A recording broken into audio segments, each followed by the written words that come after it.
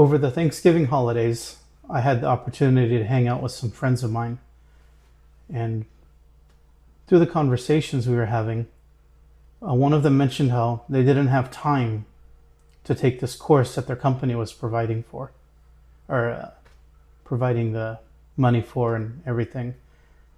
They were supposedly able to take the course using the time that was on the clock, but they were just so busy. They have meetings all day, every day, preparations for this, that, the other, and there's just, I mean, the construction industry, it's you're busy when you're working in the fields, especially, and sometimes this they even have to go in on a Saturday and work a few hours at least, but it doesn't leave a whole lot of time during the week, during standard hours, to get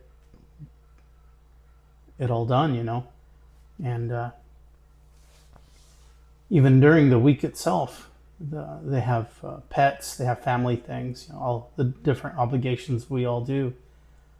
And it got me thinking, because I asked her, I said, well, if you don't have time to go in a little early, stay a little late, it's a 30-hour course. So even if you only did 30 minutes in the morning and 30 minutes after the end of the day, about a month, and you'd be done, and you can do the job better and negotiate more pay, because that's what they were saying. You get these certs and you can get increases, but just too busy and too tired at the end of the day. So I asked, how about Saturday? I know you work some Saturdays, but maybe you could spend a few hours drinking coffee and going through the course. And the answer was, I want to sleep. And that really kind of shut the conversation down, because I don't want to argue with my friend, but if you're not willing to invest a little bit of your own time, I think probably they could clock it as overtime, but we didn't even get into that part of the conversation. But you don't want to invest any time during the week. You don't want to invest any time on the weekend. I get it, you're tired, but 2 hours on Saturday and 2 hours on Sunday for a very short period, 6 total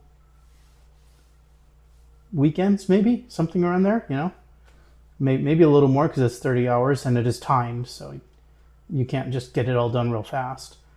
But how are you going to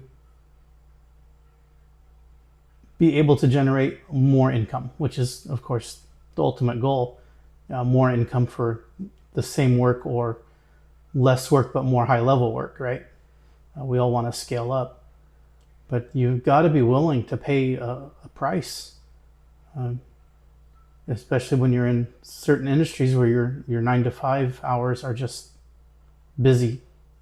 If you've got to do something. I'm not a big fan of the grind and hustle mindset, but there is a personal cost that will come to it. And I mean, if they're even willing to pay for the overtime for her to take the courses, then you're just making extra money off the top, right? But I don't mean to pick on her either. I've heard this from a lot of people. They ask how I know, because I do consulting for certain things, and the people around me will ask, how did I learn that? How do I know that?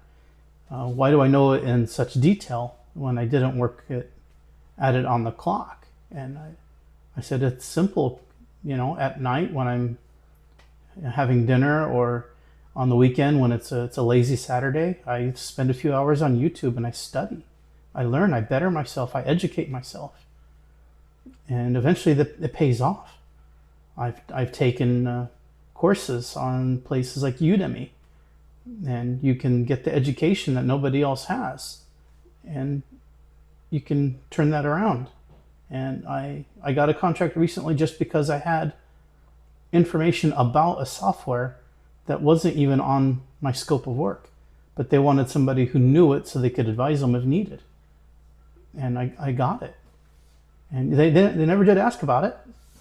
It was fine. Just the fact that I had that information because I had taken the time on my own to go out and get that information. And I mean, I didn't, really break my back doing it either. A few hours of videos while I'm drinking my coffee or, other adult substances, beer, I mean beer, not that. And, I've come out the other side of that with benefits, and it's been great. So it's hard for me to understand. Maybe some of you out there can help me get my mind around it. The reluctance to invest personal time to make yourself more valuable to your employer.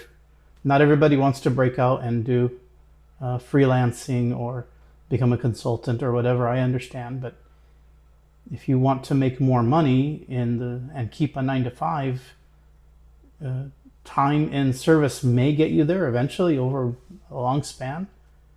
But it seems to me you have to invest into skills. Some of my favorite people out there say, learn a high value skill and monetize it. So I don't know if you've watched this far. Hopefully you have. Maybe you can tell me in the comments. Break it down. What am I missing as a child of the 80s? What am I missing that people are so hesitant to invest in themselves, even if it's just time? Look forward to hearing your thoughts. Appreciate it.